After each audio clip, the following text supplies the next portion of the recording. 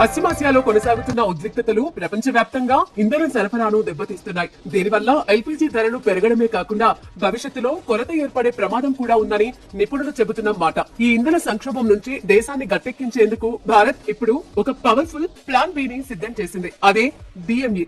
ఇది విదేశీ దిగుమతులపై మనం ఆధారపడటాన్ని తగ్గించడమే కాకుండా సామాన్యుడికి మరింత మేలు జరిగే అవకాశాలు ఉన్నాయని విశ్లేషకులు చెబుతున్నారు. సిఎస్ఐఆర్ నేషనల్ కెమికల్ లాబొరేటరీ శాస్త్రవేత్తలు ఈ ఇంధనాన్ని పెద్ద ఎత్తున ఉత్పత్తి చేయడంపై పని ప్రారంభించారు. ఇళ్లలో వంట చేయడానికి ఉపయోగించే ఎల్పీజీకి ఇది స్వదేశీ ప్రత్యామ్నాయంగా మారొచ్చని పరిశోధకులు చెబుతున్నారు. ప్రయోగశాల ఇటీవలే డిఎంఈ కోసం ఒక పైలట్ ప్లాంట్ ను ఏర్పాటు చేసింది. ఇప్పుడు ఉత్పత్తిని పెంచడానికి ఈ సౌకర్యాన్ని విస్తరించాలని యోచిస్తోంది. డిఎంఈ అనేది మిథనాల్ ఉపయోగించి కృత్రిమంగా తయారు చేసే ఒక ప్రత్యేక వాయువు. దీని ప్రత్యేకత ఏమిటి అంటే దీని తయారీకి అవసరమైన ముడి పదార్థాలు సులభంగా లభిస్తాయి. రసాయన పరంగా ఎల్పీజీ, డిఎంఈ ఒకేలా ఉంటాయి. దీని ఉపయోగం ఏమిటి అంటే దీనిని నేరుగా వంట గ్యాస్ గా వాడవచ్చు లేదా ఎల్పీజీతో కలిపి ఉపయోగించవచ్చు.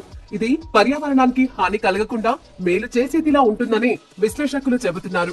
భారతదేశం తన వంట గ్యాస్ అవసరాలలో ఎక్కువ భాగాన్ని విదేశాల నుండి కొనుగోలు చేస్తుంది. దిగుమతులపై ఎక్కువగా ఆధారపడటం వలన ప్రపంచంలోని ఏ ప్రాంతంలోనైనా వివాదం తలెత్తినప్పుడల్లా భారతదేశ ఇంధన భద్రత ప్రమాదంలో పడుతుంది. ప్రస్తుత ప్రపంచ సంక్షోభం మన స్థానిక ప్రత్యామ్నాయాలపై దృష్టి పెట్టాలని మరింత స్పష్టం చేసింది. డిఎంఈ కోసం ఒక పైలట్ ప్లాంట్ ఇటీవలే ప్రయోగశాలలో ఏర్పాటు చేశారు. శాస్త్రవేత్తలు ఇప్పుడు దాని ఉత్పత్తిని అనేక రెట్లు పెంచడానికి సిద్ధం అవుతున్నారు.